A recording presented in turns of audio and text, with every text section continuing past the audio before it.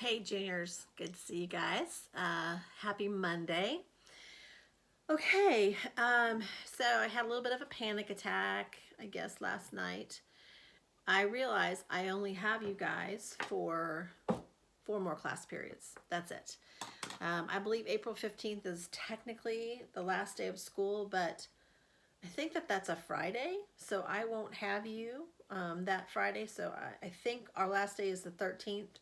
I'm not looking at a calendar, so I'm kind of shooting off the cuff here. But so I only have you for 4 more class periods. So effectively, we have 3 class periods left where I have regular um, teaching time, and then that last Wednesday will be a test over all of the things we've talked about between um, Teddy Roosevelt and wherever we end up.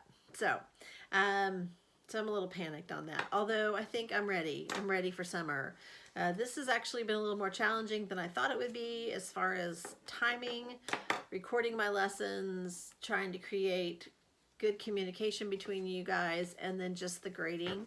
I thought I'd be caught up by today. I actually do have all of your categories in RenWeb. I just haven't graded everything. I finished the freshman today, so I have you guys and AP to left to get caught up on. So I'm seeing some headway, but I have just spent crazy amount of time doing this. So I'm ready for summertime. I know you guys are too. So I'm going to make this as user friendly as possible. So our next topic of conversation, we just finished World War II. It's a natural progression. And so I'd like for you to pull up the PowerPoint, watch me talk, print off the PowerPoint if you have access to a printer so that you can take notes on it. I wouldn't print all the pictures, although I think there's a lot of slides that have text and pictures on them, but just take good notes. I'm not going to have you read a whole lot because I'm going to be summarizing large periods of time in each of the next 3 lessons, and so it's really important that you take good notes. So we are putting World War II in the background, although I still have Rosie the Riveter is going to stay with us. I thought about putting Abraham Lincoln up, but it wouldn't make much sense since we're going to be talking about the Cold War. So that's our next topic, the Cold War. So we did World War I, and then we talked about the Roaring Twenties and the Depression together, and then we introed World War II with a brief discussion about Franklin Roosevelt's New Deal, and then we talked about World War II, Part 1, Part 2. And then I think we finished with the bombs dropped on Japan and victory over Japan Day. So where we left off, President Harry Truman is now the president. He has just killed 170 or so thousand people by dropping nuclear bombs on them. He's just a Midwestern guy from Independence, Missouri. Nice man, high school diploma, worked in a shoe store, really good common sense. Honestly, he's one of my favorite presidents, but Democrat, famously said the buck stops here. And poor Mr. Truman, wow, did he get handed some pretty significant things in his tenure as president. So as the curtain closes on World War II, the stage is now set for a new era in human history referred to as the Cold War. And so with that said, I'm going to put my glasses on so I can read my PowerPoint. Follow along the PowerPoint with me. I'm actually merging together a couple of different PowerPoints. So I want you guys to understand how the stage was set for the Cold War. Now, as you already know, the Cold War was not an actual physical battle between the United States and countries that were communist in nature, primarily the USSR, or also known as the Soviet Union. Those were the 2 largest pieces of the puzzle. Although there were physical wars happening related to those ideologies, the Cold War that I'm talking about specifically is related to the war of ideas and the arms race that took place between the Soviet Union and the United States between probably 1946 and 1991, so about 50 years or so. All right, so how is the stage set for that? So as you guys know, the Bolshevik Revolution unseated Tsar Nicholas II, killed his whole family, including Anastasia, and set Joseph Stalin in the seat in the country of Russia, where he instituted his ideas of the Workers' Party and the Communist Party, communist ideology taking over essentially the economy and the political system in Russia, and then acquiring a whole bunch of other countries that become part of a greater empire known as the Union of Soviet Socialist Republics. I believe at the height there were 14 countries that were part of this USSR. Russia was the largest of those countries. It's I'm not going to go into huge details about communist ideology, but essentially the government owned everything and tried to redistribute its wealth equally amongst its people so that everybody had an equal share of the pie. And generally in most communist countries, they do not gobble up borders and countries. They spread their ideology and transplant that ideology into other countries' governments. And so, like even during the era of the Union of Soviet Socialist Republics, those countries maintained their identities as individual countries, sort of like Arkansas, Oklahoma, Kansas, Missouri are all states of the United States. Kazakhstan, Estonia, Lithuania, the Ukraine. They all had their own governments, but they were under the umbrella of the Soviet Union. So, and they were all communist. And so in the years after World War II, the nations of Europe were effectively divided between free countries that practice some sort of principles of democracy and communist countries. And you'll notice that there is a slide that shows Harry Truman, Winston Churchill, and Joseph Stalin all shaking hands as they discuss the end of World War II. The next PowerPoint slide is a picture of the troops on the ground at the end of World War II in the battle against Germany. The Russian troops, or the Soviet troops, were moving from the east towards Berlin. The American, British, French forces were moving from the west towards Berlin. The Russians got there first. They surrounded Berlin, and then the American troops and the British troops came in. And so essentially what you have, if this is the world and Germany's in the middle, you have two opposing forces that happen to be allies during the war coming together and meeting in sort of in the middle of Germany. And all of the Soviet forces occupied all of these lands, and the American forces and British forces and the French forces occupied this part of Europe. And that's kind of how it ended. And when the war was over and the peace treaties were signed, the Soviet Union had troops on the ground in all of those countries, or in a lot of them of Eastern Europe. They promised that they would have free and open elections in those countries in order for those people self-determine their own destinies. But the communists are liars, and they wanted to transplant their ideas into the governments of these countries. Other countries like Poland and the Ukraine and East Germany. I'm going blank right now. Some of the parts of the Koreas. And so anyway, they wanted to transplant their ideas into the governments of those countries, and they called those Soviets. Those Soviets were actually political legislative bodies that were going to enforce communist doctrine.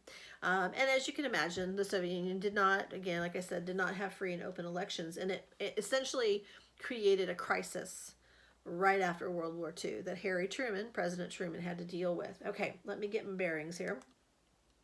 There's a kind of a funny picture here of American troops and Russian troops arm in arm walking through a German town. We were friends for about 5 minutes with them. Shaking hands, sharing a drink, all happy, happy, happy until everybody realizes, whoa, wait a minute. They've got some evil intents here. So I got to switch sides really quick here. I'm going to merge these two. All right, so one of the outcomes, other than boots on the ground in Eastern Europe by the Soviets, was the creation of the United Nations. And I believe that the United Nations first meetings were in San Francisco, actually, in 1946, so just the year after the war was over. And the United Nations was kind of a reforming of Woodrow Wilson's League of Nations. And the intention was that this worldwide body would have representatives from every country to diplomatically solve the problems of the world without having to go to war again. And right off the bat, there was serious concern over what was happening in Eastern Europe with these Soviet forces. And unfortunately, if I remember correctly, Russia got a seat at the table pretty quickly. So they've been kind of involved in the United Nations propagandizing since day one, I believe. That same year, Winston Churchill, who had been the Prime Minister of England or United Kingdom during the war, gave a very famous speech at a little college in Missouri, and it was called the Iron Curtain Speech.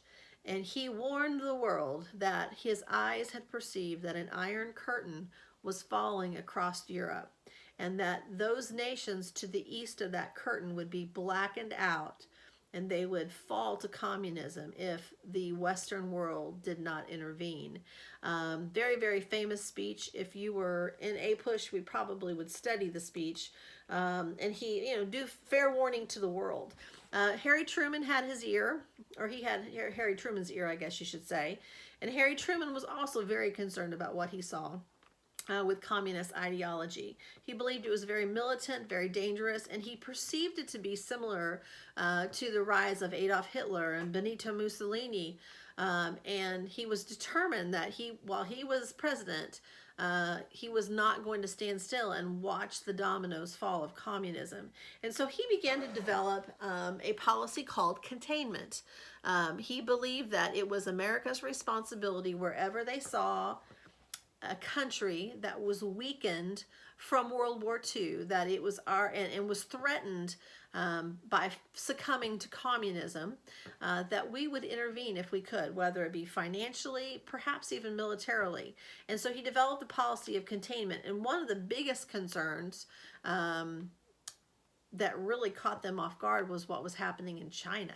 So China is a neighbor to the south of the Soviet Union, very different culture, different ideology, but was, I guess you could say, what's the word? Just playing with the idea of adopting a communist government effect. There was actually a war going on. And that was very, very concerning to the rest of the world. You have a Soviet Union, and then you have a China that's also communist. And so in 1947, Harry Truman went to Congress and delivered a speech where he gave a name to his foreign policy, and he called it the Truman Doctrine. And the Truman Doctrine effectively said that where we are able to, America will do what it can to prevent the spread of communism. The fear of communism was worthy of the risk of losing American blood, spilling American blood, spending American money to prevent it from happening. And that was known as the Truman Doctrine. And that was directly pointed at the influence of the Soviet Union over those Eastern European countries. In an attempt to circumvent Harry Truman, Joseph Stalin had his eyes set on Berlin and East Germany. At the time, right after the war, Germany was split into East Germany and West Germany. East Germany is where the Soviet troops had stopped. And of course, West Germany was where the American and British forces had stopped. And so East Germany was under the authority and the control of the Soviet Union, as was East Berlin. There was a highway between West Berlin and West Germany. So West Berlin was free. West Germany was not free, or was free as well, but East Germany and East Berlin were not. And so this road was the only way for people from West Berlin to get to West Germany. And in response to the Truman Doctrine and American antagonism, Joseph Stalin ordered that the road be closed off, and essentially he surrounded it to prevent food and resources from getting into the city. Thought he'd kind of starve everybody out and show them who the boss was. And so Harry Truman's like, we need to employ the Truman Doctrine. We need to help the people of Berlin. And so he began a massive airlift campaign known as the Berlin Airlift that lasted for about, let's see here, not quite a year, about 11 months. And so this massive operation is undertaken where American planes, massive cargo ships, are landing in the Berlin airport every hour or something. It was a massive undertaking. Millions of people lived in the area. And there's actually a video associated with that I want you to watch. It's really, really quite interesting. Eventually, the Soviet Union gave in and opened up the highway. But as you know, they began to construct the Berlin Wall, which separated the people from East Berlin from West Berlin. And they put barbed wire and concrete fencing and armed guards and prevented the free exchange of people that had sort of existed prior to that from happening. And it wasn't until 1991 that the Berlin Wall eventually came down. During the same era of the Cold War, there was a committee that was established in Congress, in the House of Representatives, called the House of Un-American Activities Committee. And that committee was armed after World War II, during the kind of the Cold War, to investigate American people who were believed to be involved in communist espionage or communist sympathizing activities. Hollywood was targeted. It was believed that there were a number of communist sympathizers in Hollywood. And for a long time, they refused to even, when they were called, when they were subpoenaed to come and speak before the committee, because they knew they were just being trapped, they refused to go. And then members of the Hollywood production companies, like Universal Studios or whatever, they became fearful that they would be targeted for anti-American propaganda and their movie revenue would be hurt. So they started blacklisting a bunch of actors, pretty famous actors at the time. And so the federal government used the fear of communism to control people, I guess you could say, in the United States. That's what HUAC stands for, the House Committee for Un-American Activities. There was a guy by the name of Joseph McCarthy. He was a senator that took this to a whole new level, and he accused hundreds of people of being communist or having communist ties, called them into Congress. It went on and on and on and on and on and on, kind of like the Trump impeachment stuff or the Russian investigation. And it was a classic case of the government using fear to control people. And they played upon this fear of communism that existed during the Cold War. Every now and then you'll hear somebody say, oh, this is like McCarthyism. And essentially what they mean is somebody in power can accuse you of something that's completely and utterly not true, but because they are in a powerful position, they can just ruin your reputation. And that unfortunately happened a lot during this time period. There were some spies, the Rosenberg spies. I think she was the last woman executed for being a spy. And so the Rosenberg spies were they were spies, and I think it was for the Russians. I meant to look this up and I forgot. The story's kind of faded in my mind. There's some pictures of them here. They were called in. I'm going to see if I can find a short video clip for you to watch on them, because it's really, really very, very interesting. But I believe she was the last woman executed for espionage in the United States. And it was a husband and wife couple, and I believe they both went to the electric chair. So this was also during the Cold War. And then also, unfortunately, in 1949, China finally does fall to the Communist Party. The leader of the Communist Party is Mao Zedong, also known as Chairman Mao, and he became the leader of the Communist Revolution in China, destroyed the country, killed millions of people. He is still revered very much like Vladimir Lenin is in Russia. When you go to China, of course, the Communist Party still controls China, so understandably why they still revere him. But his picture is everywhere. In Tiananmen Square in Beijing, his picture is everywhere. And the rightful leader of the Chinese government at that time was a guy by the name of Chiang Kai-shek. He was a member of the Nationalist Party, and his party people were fighting Mao Zedong's Communist Party, and he and his party ended up fleeing to the island of Taiwan. And so the government of Taiwan today says that they are the legitimate government of China. The United States government does not formally recognize the government of Taiwan because of the tense relationship between them and China. And President Trump, when he became president, he did something that no other president has done since the Communist Revolution in China. He picked up the phone and returned a phone call to the president of Taiwan, a woman at the time. I don't know if she's called president or prime minister, but she called him to congratulate him on his win, and so he returned her phone call and thanked her for her congratulatory call. The Chinese had a complete meltdown because he had essentially formally acknowledged a rogue government in a Chinese territory called Taiwan. They think it's part of their territory. The Chinese are crazy and all about misinformation. The Chinese Communist Party is crazy, I should say. They are constantly spitting out misinformation. That's part of communist doctrine, to control what people see and think. As you guys know, what's happening even with the coronavirus stuff is largely a misinformation campaign by the Chinese. I suspect the coronavirus probably was an accidental leak from a laboratory in China and somewhere outside of Wuhan, China. But because they were embarrassed and didn't want to admit it, they kept their mouth shut, and unfortunately the world is dealing with a pandemic that probably could have been avoided. So anyway, so China falls to the communists in 1949. They, I would say, are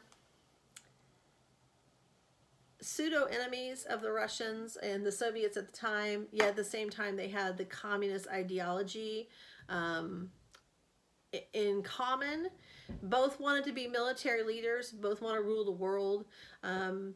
Russia used to be our biggest enemy. I would say today China is probably our most dangerous problem, even though they're a trading partner. So unfortunately, a year later, after China fell to communism, North Korea fell to communism, largely with the influence of the Chinese Communist Party. North Korea actually shares a border with both Russia and primarily with China, and the influence of Chinese communism fled into North Korea. North Korea, just like Germany, had been divided between American forces and Soviet forces. And so just like in the rest of Europe, when the Soviet Union promised to hold free and open elections, they said they'd do the same thing in Northern Korea, and they did not. And the communists took over the country and tried to infiltrate South Korea. And that is when that's when the Korean conflict comes into play. So the Korean War is America's first physical, tangible military conflict, significant conflict related to the Cold War. But it was actually a real war, and it was a physical war against communism. That war was fought by American troops from 1950 to 1953. We did contain the spread of communism. Unfortunately, for the people of North Korea, we left North Korea to its demise by Kim Il-sung was Kim Jong-un's grandfather. There's been three grandfather, father, and now son ruling in North Korea, and they are communist, and they're psycho, and they're horrible. We all thought Kim Jong-un had died, but apparently he's resurfaced. I don't know if I believe it or not. But the people of North Korea are suffering terribly because of that family and because of communism. And so South Korea was spared. The Truman Doctrine intervening in Korea did work to contain communism in South Korea. Unfortunately for the people of North Korea, it did not save them. Let's see here. Okay, then just some practical things. There's some images here of how the Cold War played out at home. People built bomb shelters. Even I wasn't alive in the 50s, obviously, but it was still lingering into the 60s, into the 70s. We had tornado drills at school, but we also had gas mask drills and atomic bomb drills where you get under your desk. And my fear growing up was an atomic bomb by one of the communist countries. That's what I feared. I didn't fear Islamic radicalism. I feared atomic bombs dropping on my head. There's several images of here from that era, bomb shelters, and that sort of thing. Let's see here.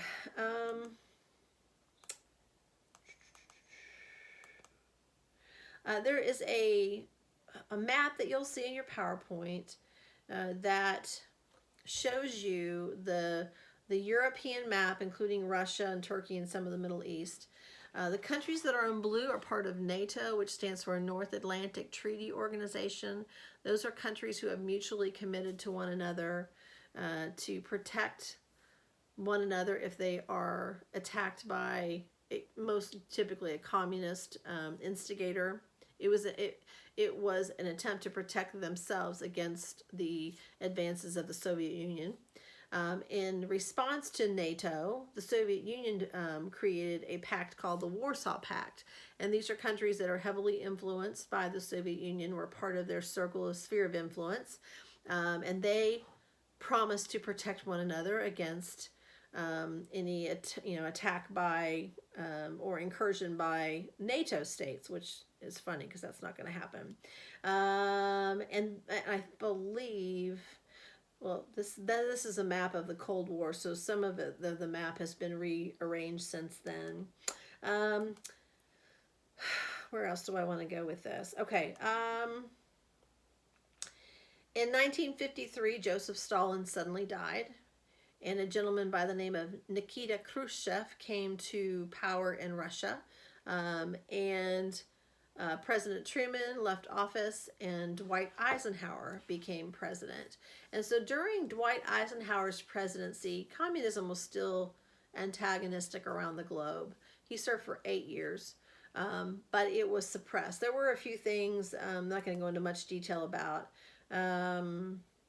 Most of the crises that were happening in the world during Eisenhower's term were in the Middle East, not necessarily related to communism, but certainly there was a continuing arms race, a buildup of weapons to protect ourselves against the spread of communism. Let's see here. Sputnik. The Russians beat us to outer space. They were the first ones to get a satellite to orbit the manned spacecraft to into outer space to return. Is that right? I got to go back and look at that. I think actually it wasn't manned. That's what it was. I think Sputnik was an unmanned satellite that orbited the Earth. There is a video clip here that I do want you to watch. But the Cold War launched the space program in the United States. So you have an arms race, a development of our arms, a development of their nuclear arms, and then also a race to space. It was very humiliating for America when we discovered that they were the first ones to get a satellite into space. Both President Eisenhower, President Kennedy, after him, encouraged NASA in the development, getting a man to the moon and getting a man into space. And so you'll see a picture here. Oh, goodness. I forgot to look up his name. I think it's John Glenn. First American to orbit the Earth in the Friendship space capsule, which is located in the Air and Space Museum, Smithsonian in Washington, D.C. There's a picture of him there. If you've seen clips from the movie Hidden Figures, she is involved in helping get Friendship capsule into space, and she helps bring it back down. She uses her brilliant math skills to to create the formula that targets the right re-entry for the space capsule so the astronaut does not burn up. Another incident related to the Cold War was the U-2 spy plane. If you have not seen A Bridge to Spies, let me see if I've got that right. Bridge Spies. There it is. Bridge of Spies, starring Tom Hanks and several other actors. It is the true story of the American U-2 pilot who was captured by the Russians. The plane was shot down. The U-2 planes were being used to spy on the Russians during the Cold War. And, whoops, where did it go? There it is. And the very last flight that orbited over Russia was shot down, and the pilot was taken as a hostage.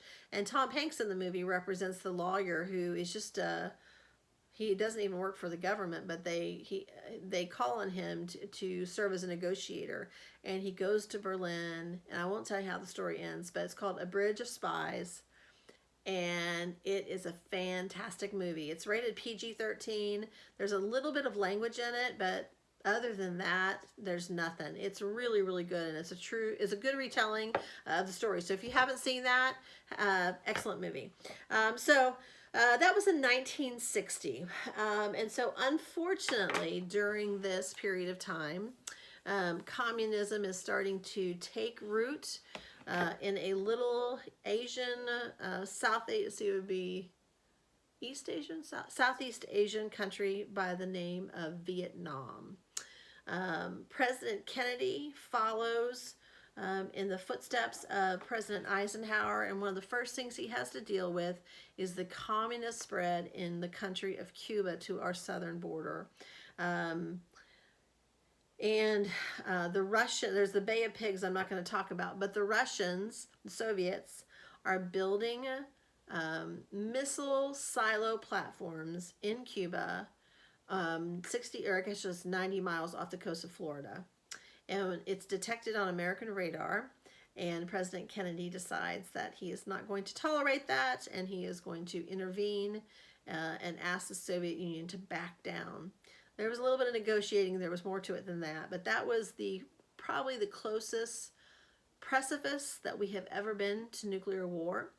President Kennedy sent down our battleships, I believe our nuclear submarines. The Russians had a fleet of ships that were that basically stopped and waited. While the political negotiations went on, and ultimately they came to some sort of compromise about missile silos in Western Europe, I think in Poland. Everybody went their own way. But it was a very, very scary time. That's not where the Cold War, that was not the climax of the Cold War. I would make the case that the climax of the Cold War was probably the Vietnam War. Communist agitators in North Vietnam tried to invade South Vietnam, and America was willing to send her sons there to once again contain communism. And then politics got involved, and it got real ugly. I'm not going to go into details about it, other than I want you to understand that both the Korean War conflict, fought from 1950 to 1953, and the Vietnam War, which, depending on what dates you look at, lasted as long as 1963 to 1975. And both of those wars were a direct result of the Cold War. That was the physical part of conflict that came about as an attempt to contain communism. The Cold War itself was the ideology, the war of words, and the buildup of arms, the arms race that existed from 1946 to 1991. The Vietnam War ended on a really sad note. It ended with America withdrawing because we lost our will to fight, or to try to defeat communism. Shortly after American troops withdrew from South Vietnam, Vietnam collapsed, South Vietnam collapsed, and the communists took over the country. And to this day, they are a communist country. Although they have done what the Chinese have done, they have adopted free market principles. And so people have the right to own property and to start businesses. And that finally has helped them have some financial stability. And so that country is healing, and we are a trading partner with Vietnam today. And so, but the Cold War ultimately ended when a president by the name of, I almost said George Washington, wow, Ronald Reagan became president, and he had decided he was not going to tolerate it anymore. Kind of basically his attitude. And he spoke directly to the Soviet premier, Mr. Gorbachev, and I think his name was Nikita Gorbachev, Mr. Gorbachev, and met with him many times, encouraged him to consider different ways of governing. The Russian economy was collapsing. People were emboldened to protest their government, and ultimately, at the end of the day, communism just doesn't work. Socialism doesn't work. People were unhappy. People were unhappy without religion. They were tired of being threatened. They were hungry. There was no prospect for a better life outside of a very few group of people, and Mr. Gorbachev actually took President Reagan's advice and began to move to disband the Soviet states. And so eventually what ended up happening is, you guys know the story, in I think it was 1991, the people of East Berlin began to tear the wall down, which was symbolic of the Cold War.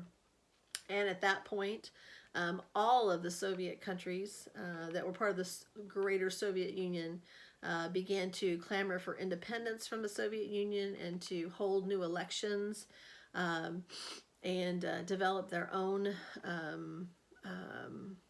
governing system. And so effectively the Cold War collapsed in 1991, 1992. We still have problems with Russia today. Vladimir Putin's a stinker. But I would say China is more of a threat to us today, more so than Russia is. So that's my summary on the Cold War. That's going to be my, what time is it? 37 minutes.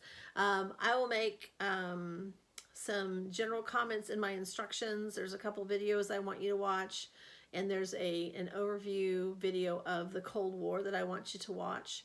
And so it'll be about a 90-minute lesson once you've done everything that you're supposed to do. There is, let me say this again, no homework. You're welcome. No homework other than really beefing up and listening to this lecture and taking good notes. And paying attention to instructions and turning it in on time. So make sure you go fill out your Google Doc form when you're finished watching everything, and let me know. If you don't fill it out, I'm going to put missing, and then you can let me know if you forgot to turn it in. But try to remember to turn it in. That helps me in my organization. So anyway, I think that's it. I'm exhausted. I'm going to hit the sack here pretty quick. But no homework beyond finishing this lesson. So see you guys. Bye.